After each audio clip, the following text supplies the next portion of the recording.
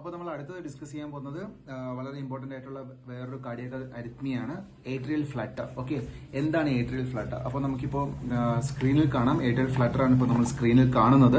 Atrial flutter എന്ന് പറയുന്നത് ഒരു ഏട്രിയൽ ടാക്കി അരിത്മിയാണ്. ഏട്രിയൽ ടാക്കി അരിത്മിയ അത് തന്നെ പേരിൽ തന്നെയുണ്ട്. ഏട്രിയത്തിൽ നിന്നായിരിക്കും ഒറിജിൻ. ടാക്കി അതായത് ഹാർട്ട് റേറ്റ് ഭയങ്കര കൂടുതലായിരിക്കും. അപ്പം ഇതിന്റെ ക്യാരക്ടറിസ്റ്റിക്സ് എന്ന് പറയുന്നത് ഇത് റെക്കറിംഗ് ആയിരിക്കും, അതായത് വന്നുകൊണ്ടേയിരിക്കും, റെഗുലർ ആയിരിക്കും. പിന്നെ ഇതിനകത്ത് നമുക്ക് സോ ടൂത്ത് ഷേപ്ഡുള്ള ഫ്ലട്ടർ വേവ്സ് കാണാൻ പറ്റും. ഓക്കെ, ഇപ്പൊ നിങ്ങൾ ECG കണ്ടാൽ തന്നെ നിങ്ങൾക്ക് മനസ്സിലാവും സോ ടൂത്ത് ടൈപ്പിലുള്ള ഫ്ലട്ടർ വേവ്സുകൾ നമുക്ക് കാണാൻ പറ്റും. ഇത് നമുക്ക് ക്ലിയർ ആയിട്ട് കാണാൻ പറ്റുന്നത് ലീഡ് 2-ൽ, ലീഡ് 3, AVF, V1. ഓക്കെ, ഒരു 12 ECG എടുത്ത് നോക്കുകയാണെങ്കിൽ അതിനകത്ത് lead 2, lead 3, AVF and V1 ഇതിലാണ് നമുക്ക് കൃത്യമായിട്ട് ഏട്രിയൽ ഫ്ലട്ടർ കാണാൻ പറ്റുക. അപ്പം ഇതിനകത്ത് ഫ്ലട്ടർ വേവ്സ്, അതായത് സോ ടൂത്ത് ഷേപ്പിലുള്ള ഫ്ലട്ടർ വേവ്സ് അല്ലെങ്കിൽ F വേവ്സ് കാണുന്ന ഏട്രിയൽ ടാക്കി അരിത്മിക്ക് പറയുന്ന പേരാണ് ഏട്രിയൽ ഫ്ലട്ടർ. ഇത് റെഗുലർ ആയിരിക്കും, പിന്നെന്താണ് റെക്കറിംഗ് ആയിരിക്കും, സോ ടൂത്ത് ഷേപ്ഡ് F വേവ്സും ഉണ്ടാവും. ഓക്കെ, അപ്പം ഇതിന്റെ സിഗ്നിഫിക്കൻസ് എന്താണെന്ന് നോക്കാം. അതായത് ഒരു ഡിസീസ് സ്റ്റേറ്റിൽ എന്ന് പറയുകയാണെങ്കിൽ ഇത് കാണപ്പെടുന്നത് കൊറോണറി ആർട്ടറി ഡിസീസ് ഉള്ള പേഷ്യൻസിൽ, അതായത് CAD ഉള്ള പേഷ്യൻസിൽ, ഹൈപ്പർ ടെൻഷൻ, അതുപോലെ valve disorders, especially mitral valve disorder ഉള്ള പേഷ്യൻസിൽ, പൾമണറി എംബോളിസം ഉള്ള പേഷ്യൻസിൽ, പിന്നെ chronic lung disease, cor pulmonale, cardiac myopathy, cardiomyopathy, പിന്നെ ഹൈപ്പർ തൈറോയിഡിസം, പിന്നെ ഡിജിറ്റാലിസ്, ക്യൂനിഡിൻ ആൻഡ് എപ്പിനെഫ്രിൻ, ഈ 3 ഡ്രഗ് യൂസ് ചെയ്യുന്ന ആൾക്കാരിലും. Okay, digitalis, quinidine and epinephrine. അപ്പോൾ ഈ ഒരു കണ്ടീഷൻസ് ഒക്കെ ഉള്ള, ഈ ഒരു ഡിസീസ് കണ്ടീഷൻസ് ഒക്കെ ഉള്ള ആൾക്കാരിലാണ് നമുക്ക് ഏട്രിയൽ ഫ്ലട്ടർ കണ്ടുവരുന്നത്. ഓക്കെ, ഇനി ഇതിന്റെ ECG ക്യാരക്ടറിസ്റ്റിക്സ് എന്താണെന്ന് നോക്കാം. ഇത് വളരെ ഇമ്പോർട്ടന്റ് ആണ്. അപ്പോൾ ഏട്രിയൽ ഫ്ലട്ടറിൽ നമ്മുടെ ഏട്രിയൽ റേറ്റ് എന്ന് പറയുന്നത്, അതായത് AV നോഡിൽ നിന്നും റിലീസ് ചെയ്യുന്ന റേറ്റ് എന്ന് പറയുന്നത് SA നോഡിൽ നിന്ന് റിലീസ് ചെയ്യുന്ന റേറ്റ് എന്ന് പറയുന്നത് almost 250 to 350 beats per minute ആയിരിക്കും. ഓക്കെ, അപ്പോൾ ഹാർട്ട് റേറ്റ് എന്ന് പറയുന്നത് almost 250 to 350 beats per minute ആയിരിക്കും. വെൻട്രിക്കുലർ റേറ്റ് എങ്ങനെയാണെന്ന് ചോദിച്ചാൽ അത് ഡിപ്പെൻഡ്സ് ചെയ്യും, അല്ലെ? അത് എങ്ങനെയാ?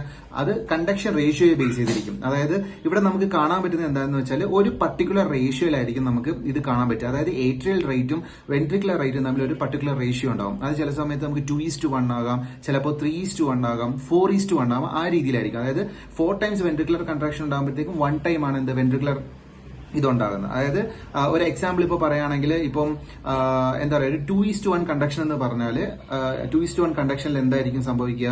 അതായത് ഒരു ഏട്രിയൽ റേറ്റ് ഒരു 250 to 350 ആ ഒരു റേഞ്ചിലാണെങ്കിൽ നമുക്ക് ventricular rate around 150 beats per മിനിറ്റിലായിരിക്കും. ഓക്കെ, അതാണ് 2:1 കണ്ടക്ഷൻ എന്ന് പറയുന്നത്. അത് ഡിപ്പെൻസ്, ചിലപ്പോൾ അത് 2:1 ആകാം, ചിലപ്പോൾ 3:1 ആകാം, 4:1 ആകാം. ഓക്കെ, അപ്പം നേരത്തെ നമ്മൾ ഇതിന്റെ ഏട്രിയൽ ഫ്ലട്ടർ എന്താന്ന് പറയുന്നതിന്റെ കൂട്ടത്തിൽ തന്നെ നമ്മൾ പറഞ്ഞു ഇതെന്ന് പറയുന്നത് റെഗുലർ ആയിരിക്കും. പിന്നെ വെൻട്രിക്കുലർ റിതവും യൂഷ്വലി റെഗുലർ തന്നെ ആയിരിക്കും. അപ്പം ഏട്രിയൽ ആക്ടിവിറ്റി അല്ലെങ്കിൽ F വേവ്സ് എന്ന് പറയുന്നത് കാണിക്കുന്നത് എന്താണ്?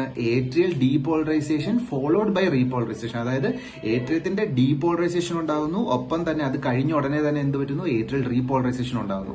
അതാണ് ഫ്ലട്ടറിനകത്തുള്ള F വേവ്. അതായത് നമ്മൾ സോ ടൂത്ത് അപ്പിയറൻസ് ഉള്ള F വേവ് റെപ്രസെന്റ് ചെയ്യുന്നത് അതാണ്. Atrial depolarization followed by repolarization. Okay, അപ്പം ആദ്യം നമ്മൾ റേറ്റിന്റെ കാര്യം പറഞ്ഞു, പിന്നെ ഒരു കണ്ടക്ഷൻ റേഷ്യോയുടെ കാര്യം പറഞ്ഞു, F വേവ് എന്താണ് കാണിക്കുന്നത് എന്നുള്ള പറഞ്ഞു. ഇനി അടുത്ത PR ഇന്റർവെൽ വേരി ചെയ്യാം. പിന്നെ QRS കോംപ്ലക്സ് എന്ന് പറയുന്നത് നോർമൽ ആയിരിക്കും. ബണ്ടിൽ ബ്രാഞ്ചിൽ ബ്ലോക്ക് ഇല്ല എന്നുണ്ടെങ്കിൽ അതുവരേക്കും QRS കോംപ്ലക്സ് എന്ന് പറയുന്നത് നോർമൽ ആയിരിക്കും. ഓക്കെ, അപ്പം ഇത്രയാണ് പ്രധാനമായിട്ടുള്ള ECG ക്യാരക്ടറിസ്റ്റിക്സ് നമുക്ക് ഏട്രിയൽ ഫ്ലട്ടറിനകത്ത് കാണാൻ പറ്റുന്നത്. ഇനി ഇതിന്റെ സിഗ്നിഫിക്കൻസ് എന്താണ്? അതായത് നമുക്കറിയാം ഇവിടെ എന്താണ്, ഏട്രിയൽ റേറ്റ് കൂടുന്നതനുസരിച്ച് അല്ലെങ്കിൽ ആ കണ്ടക്ഷൻ റേഷ്യോ അനുസരിച്ച് വെൻട്രിക്കുലർ റേറ്റും എന്ത് പറ്റുന്നു? ക്രമാതീതമായിട്ട് കൂടുന്നു. അപ്പൊ ഇങ്ങനെ കൂടിക്കഴിഞ്ഞാൽ എന്താ സംഭവിക്കുക? ഇവിടെ സംഭവിക്കുന്നത് എന്താണ്? ഏട്രിയൽ കിക്ക് നഷ്ടമായിരിക്കുകയാണ്. അതായത് ഏട്രിയം ഫ്ലട്ടർ അടിച്ചുകൊണ്ടിരിക്കുകയാണ്, അതിനനുസരിച്ച് വെൻട്രിക്കുലർ റേറ്റും കൂടിക്കൊണ്ടിരിക്കുകയാണ്. അപ്പോൾ സബ്സിക്വന്റ്ലി എന്തുണ്ടാകാം? കാർഡിയാക് ഔട്ട്പുട്ട് കുറയും. കാർഡിയാക് ഔട്ട്പുട്ട് കുറഞ്ഞു കഴിയുമ്പോൾ അതിന്റേതായിട്ടുള്ള സീരിയസ് കോൺസിക്വൻസസ് നമുക്ക് കാണേണ്ടി വരും. ഫോർ എക്സാമ്പിൾ പേഷ്യന്റ് ഹാർട്ട് ഫെയിലിയറിലോട്ട് പോകാം. പിന്നെ വേറൊരു പ്രധാനപ്പെട്ട റിസ്ക് എന്ന് പറയുന്നത് സ്ട്രോക്ക് ആണ്. അതായത് വെൻട്രിക്കിൾസ് കണ്ടിന്യൂസ്ലി കൺട്രാക്ട് ചെയ്തിരിക്കുന്നു, ദർ വിൽ ബി ചാൻസസ് എന്തിന്? ബ്ലഡ് പൂൾ ചെയ്യാനായിട്ടുള്ള ചാൻസസ് ഉണ്ടാകും. അതുവഴി ത്രോംബസ് ഫോർമേഷൻ വഴി എന്തുണ്ടാകാം? സ്ട്രോക്ക് ഉണ്ടാകാം. അതുകൊണ്ട് നമ്മൾ എന്ത് ശ്രദ്ധിക്കണം? ഏട്രിയൽ ഫ്ലട്ടർ അറൌണ്ട് ഒരു 48 hours ഡ്യൂറേഷൻ കൂടുതൽ ഏട്രിയൽ ഫ്ലട്ടർ നിൽക്കുന്ന പേഷ്യന്റിന് ഉറപ്പായിട്ടും വാർഫാരിൻ സ്റ്റാർട്ട് ചെയ്യുക. എന്താണ്? ഇത് പ്രിവെന്റ് ചെയ്യാൻ വേണ്ടിയിട്ട്, എന്തിനാ, സ്ട്രോക്ക് പ്രിവെന്റ് ചെയ്യാൻ വേണ്ടിയിട്ട് വാർഫാരിൻ സ്റ്റാർട്ട് ചെയ്യുക. അപ്പം ഇതാണ് ഇതിന്റെ സിഗ്നിഫിക്കൻസ്. ഓക്കെ, ഇപ്പൊ ഇതിനകത്ത് പറയുന്നത് നമ്മൾ ഹൈ വെൻട്രിക്കുലർ റേറ്റ് ഉണ്ടാകുന്നതുകൊണ്ട് എന്ത് പറ്റുന്നു, കാർഡിയാക് ഔട്ട്പുട്ട് കുറയുന്നു. കാർഡിയാക് ഔട്ട്പുട്ട് കുറയുന്നതുകൊണ്ട് ഹാർട്ട് ഫെയിലിയർ പോലുള്ള കണ്ടീഷനിലോട്ട് പോകാം, പ്ലസ് സ്ട്രോക്കും ഡെവലപ്പ് ചെയ്യാം. അതുകൊണ്ട് വാർഫാരിൻ പ്രൊഫൈലാക്റ്റിക് ആയിട്ട് പേഷ്യന്റിന് കൊടുക്കുക. ഇനി ഇതിന്റെ നമുക്ക് ട്രീറ്റ്മെന്റ് എന്താണ്? ഇപ്പൊ ഇതിനകത്ത് നമ്മുടെ ട്രീറ്റ്മെന്റ് ഗോൾ എന്ന് പറയുന്നത് വെൻട്രിക്കുലർ റെസ്പോൺസ് നമുക്ക് ഇവിടെ കുറയ്ക്കുകയാണ് വേണ്ടത്, അല്ലെ? വെൻട്രിക്കിൾസ് അതിന്റെ റേറ്റ് ക്രമാതീതമായിട്ട് കൂടുന്നതുകൊണ്ടാണ് നമുക്ക് ഈ കോംപ്ലിക്കേഷൻസ് ഉണ്ടാകുന്നത്. അപ്പൊ ഇവിടുത്തെ ട്രീറ്റ്മെന്റ് ഓപ്ഷൻ എന്ന് പറഞ്ഞാൽ, അല്ലെങ്കിൽ ട്രീറ്റ്മെന്റ് ഗോൾ എന്ന് പറയുന്നത് നമുക്ക് ഇവിടെ വെൻട്രിക്കുലർ റെസ്പോൺസ് കുറയ്ക്കുക എന്നുള്ളതാണ്. അപ്പോൾ വെൻട്രിക്കുലർ റെസ്പോൺസ് കുറയ്ക്കാൻ വേണ്ടിയിട്ട് നമുക്ക് എന്ത് ചെയ്യാം, ഒരു എമർജൻസി സിറ്റുവേഷൻസിൽ നമുക്ക് കാർഡിയോവർഷൻ, DC കാർഡിയോവർഷനിലോട്ട് പോകാം.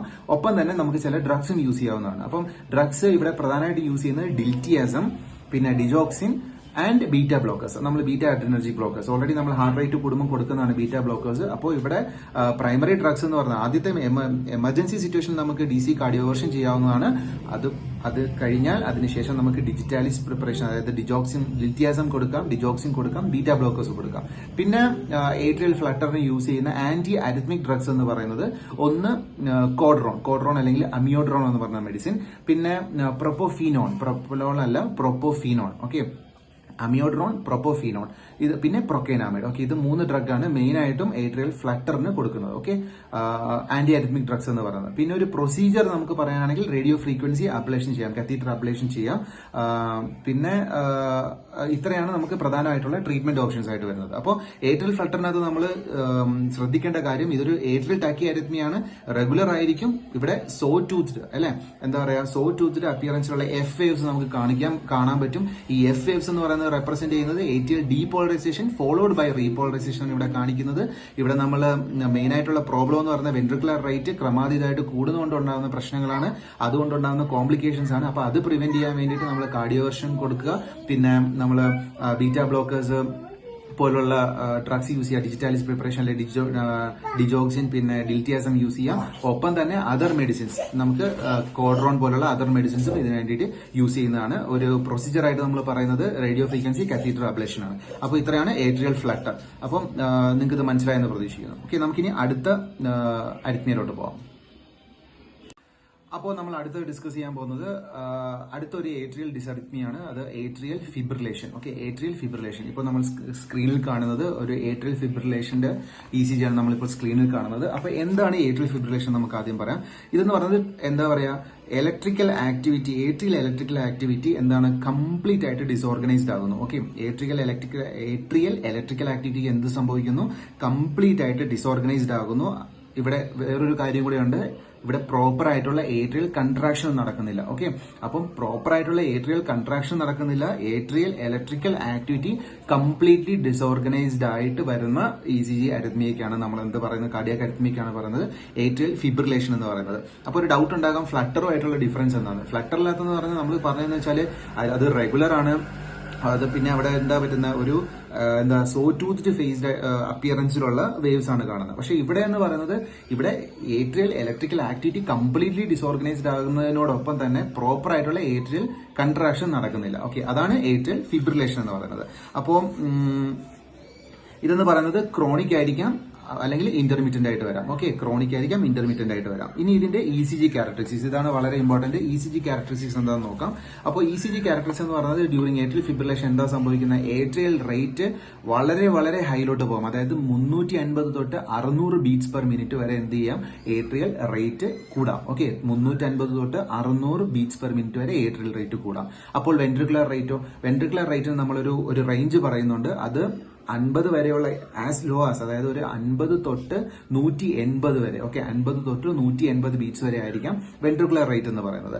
അപ്പം നമ്മൾ ആദ്യം പറഞ്ഞു, ഇവിടെ ഏട്രിയൽ റേറ്റ് എന്ന് പറയുന്നത്, ഏട്രിയൽ റിതം എന്ന് പറയുന്നത് ഫുള്ളി കാവറ്റിക് ആയിരിക്കും. അതായത് നമുക്കൊന്ന് ഐഡന്റിഫൈ ചെയ്യാൻ പോലും പറ്റാത്ത രീതിയിൽ ഫുള്ളി ഡിസോർഗനൈസ്ഡ് ആയിട്ടുള്ള ഒരു ഏട്രിയൽ വേവ് ആയിരിക്കും നമുക്ക് കിട്ടുന്നത്. ഇവിടെ വെൻട്രിക്കുലർ റിതം എന്ന് പറയുന്നത് യൂഷ്വലി റെഗുലർ ആയിരിക്കും. ഇതിനകത്ത് ഒരു കാര്യം ശ്രദ്ധിക്കേണ്ടതെന്ന് വെച്ചാൽ, ഈ പർട്ടിക്കുലർ പേഷ്യന്റിന് നമുക്ക് AV ബ്ലോക്ക് ഉണ്ടെങ്കിൽ, ഓക്കെ, അതായത് ഏട്രിയോ വെൻട്രിക്കുലർ ബ്ലോക്ക് ഉണ്ട്, ഈ റിതം ഈ ഇമ്പൾസ് ഇങ്ങോട്ടേക്ക് പാസ് ചെയ്യുന്നില്ല എന്നുണ്ടെങ്കിൽ നമ്മുടെ QRS കോംപ്ലക്സ് നോർമൽ ആയിരിക്കും. കാരണം there will be normal ventricular response. അതായത് ബ്ലോക്ക് ഉണ്ട്, അപ്പം വെൻട്രിക്കിൾസ് പ്രൊഡ്യൂസ് ചെയ്യുന്ന, നമ്മൾ ഇൻട്രൊഡക്ഷനിൽ പറഞ്ഞ പോലെ വെൻട്രിക്കിൾസിനകത്ത് പ്രൊഡ്യൂസ് ചെയ്യുന്ന റിതം മാത്രമേ ഉണ്ടാവുകയുള്ളൂ. അത് നമ്മൾ എസ്കേപ്പ് റിതം എന്ന് നമ്മൾ ഓൾറെഡി എക്സ്പ്ലെയിൻ ചെയ്തതാണ്. അപ്പം AV ബ്ലോക്ക് കംപ്ലീറ്റ്ലി ഉണ്ടെങ്കിൽ ഇവിടെ എന്തായിരിക്കും, വെൻട്രിക്കുലർ ഫംഗ്ഷൻ നോർമൽ ആയിരിക്കും. നോർമൽ എന്ന് പറഞ്ഞാൽ കുറവായിരിക്കും, പക്ഷെ അത് QRS കോംപ്ലക്സ് എന്ന് പറയുന്നത് സംഭവം നോർമൽ ആയിരിക്കും. ഇനി ബ്ലോക്ക് ഇല്ല, അത് കംപ്ലീറ്റ്ലി പാസ് ചെയ്ത് ുണ്ടെങ്കിൽ അവിടെ നമുക്ക് QRS കോംപ്ലക്സ് എന്താകാം, ഇറഗുലർ ആകാം. ഓക്കെ, റിതം ഇറഗുലർ ആകാം. ഇവിടെ നമുക്ക് P വേവ് സംടൈംസ് കാണില്ല. കാരണം P വേവ് എന്താ കാണാൻ പറ്റാത്തത്, കാരണം P വേവ് കാണിക്കുന്നതിന് ഫിബ്രിലേറ്ററി വേവ്സ് ആയിരിക്കും, അല്ലേ? കാര്യം എന്ന് വെച്ചാൽ എന്താണ്, പ്രോപ്പർ ആയിട്ടുള്ള ഏട്രിയൽ കൺട്രാക്ഷൻ ഇവിടെ നടക്കുന്നില്ല.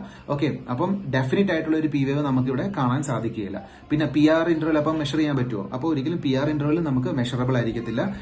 നമ്മൾ നേരത്തെ പറഞ്ഞു വെൻട്രിക്കുലർ ആക്ടിവിറ്റി നോർമൽ ആണെന്നുണ്ടെങ്കിൽ QRS കോംപ്ലക്സിന് എന്തായിരിക്കും, നോർമൽ കോണ്ടൂർ ആയിരിക്കും. ഓക്കെ, അപ്പൊ ഇത്രയാണ് ഇതിന്റെ നമ്മൾ ECG ക്യാരക്ടറിസ്റ്റിക്സ് പറയുന്നത്. അപ്പോൾ ഒന്ന് റേറ്റ് പറഞ്ഞു, ഏട്രിയൽ റേറ്റ് എന്ന് പറഞ്ഞാൽ 350 to 600 വരെ നമുക്ക് ഏട്രിയൽ റേറ്റ് കാണാൻ പറ്റും. വെൻട്രിക്കുലർ റേറ്റ് എന്ന് പറഞ്ഞാൽ ഡിപ്പെൻസ് ആണ്, അത് 50 തൊട്ട് 180 ബീറ്റ്സ് പെർ മിനിറ്റ് വരെ ആകാം.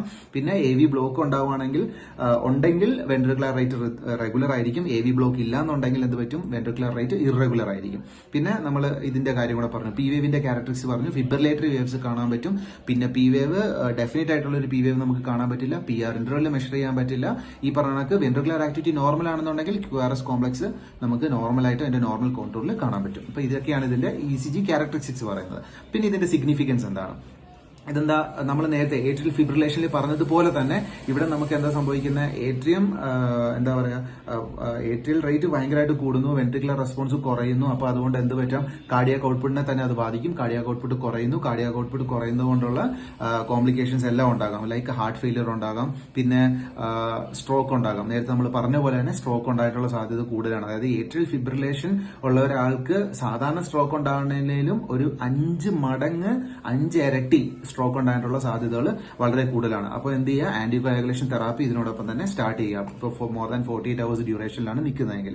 അപ്പോൾ ട്രീറ്റ്മെന്റ് ഓപ്ഷൻസ് ഓൾമോസ്റ്റ് സെയിം ആണ്. നമ്മൾ ഏട്രിയൽ ഫ്ലട്ടറിൽ എന്താണോ പറഞ്ഞത് അതിനകത്ത് ഓൾമോസ്റ്റ് സെയിം തന്നെയാണ് ഇവിടെ നമുക്ക് ഏട്രിയൽ ഫിബ്രിലേഷനും ട്രീറ്റ്മെന്റ് എന്ന് പറയുന്നത്. ഇവിടെ നമ്മുടെ ട്രീറ്റ്മെന്റ് ഗോൾ എന്ന് പറയുന്നത് എത്രയും പെട്ടെന്ന് നോർമൽ സൈനസ് റിതത്തിലോട്ട് റിവേർട്ട് ചെയ്യിപ്പിക്കുക, ഒപ്പം തന്നെ നമുക്ക് വെൻട്രിക്കുലർ റെസ്പോൺസ് സ്ലോ ഡൗൺ ചെയ്ത് കൊണ്ടുവരിക. അപ്പോൾ ഇതിന് വേണ്ടിയിട്ട് നമുക്ക് DC കാർഡിയോവേർഷൻ നമുക്ക് യൂസ് ചെയ്യാം എമർജൻസി സിറ്റുവേഷനിൽ. ഇല്ലാന്നുണ്ടെങ്കിൽ അതിനോടൊപ്പം തന്നെ ബാക്കിയുള്ള മെഡിസിൻസ് നമ്മൾ ഏട്രിയൽ ഫ്ലട്ടറിൽ നമ്മൾ പറഞ്ഞ അതേ മെഡിസിൻസ് നമുക്ക് ഇവിടെയും യൂസ് ചെയ്യാം. ഇവിടെ നമുക്ക് ഡിജോക്സിൻ യൂസ് ചെയ്യാം, കാൽഷ്യം ചാനൽ ബ്ലോക്കേഴ്സ്, അതായത് നമ്മൾ ഡിൽറ്റിയാസം നേരത്തെ പറഞ്ഞു, ഡിൽറ്റിയാസം യൂസ് ചെയ്യാം, അതായത് ഡിജിറ്റാലിസ് പ്രിപ്പറേഷൻ ഡിജോക്സിൻ യൂസ് ചെയ്യാം. പിന്നെ ആന്റി അരിത്മിക് ഡ്രഗ്സ് ആയിട്ട് നമുക്ക് അമിയോഡ്രോൺ യൂസ് ചെയ്യാം, അതേപോലെ പ്രൊപ്പോഫീനോൺ യൂസ് ചെയ്യാം. പിന്നെ DC കാർഡിയോവേർഷന്റെ കാര്യം പറഞ്ഞു, പിന്നെ ആന്റികോയാഗുലേഷൻ തെറാപ്പിയുടെ കാര്യം നമ്മൾ ഓൾറെഡി എക്സ്പ്ലെയിൻഡ് ആണ്. അപ്പൊ അത്രയാണ് നമുക്ക് എന്താ പറയാ ഏട്രിയൽ ഫിബ്രിലേഷനെ കുറിച്ച് പറയാനുള്ളത്. അപ്പം കൺഫ്യൂസ് ആകരുത്, ഏട്രിയൽ ഫ്ലട്ടറും ഫിബ്രിലേഷനും തമ്മിൽ കൺഫ്യൂസ് ആകരുത്. ഏട്രിയൽ ഫ്ലട്ടറിനകത്ത് എന്താണ്, നമുക്ക് സോ ടൂത്ത് ഷേപ്ഡ് ആണെന്ന് പറഞ്ഞു. ഏട്രിയൽ ഫിബ്രിലേഷനകത്ത് എന്താണ്, ഫിബ്രിലേറ്ററി വേവ്സ്, അല്ലെങ്കിൽ നമുക്ക് എന്ത് പറയാൻ പറ്റും, ഒരു കയോട്ടിക് ആയിട്ടുള്ള P വേവ് ഡിസ്റ്റിങ്ക്റ്റ് ആയിട്ട് കാണാൻ പറ്റാത്ത രീതിയിലുള്ള ഒരു വേവ് ആയിരിക്കും ഏട്രിയൽ ഫിബ്രിലേഷനകത്ത് ഉണ്ടാകുന്നത്. ഓക്കെ, അപ്പൊ അത് തമ്മിൽ കൺഫ്യൂഷൻ ആകണ്ട. ഓക്കെ, അപ്പോൾ നമുക്കിനി അടുത്ത അരിത്മിയയിലോട്ട് പോകാം.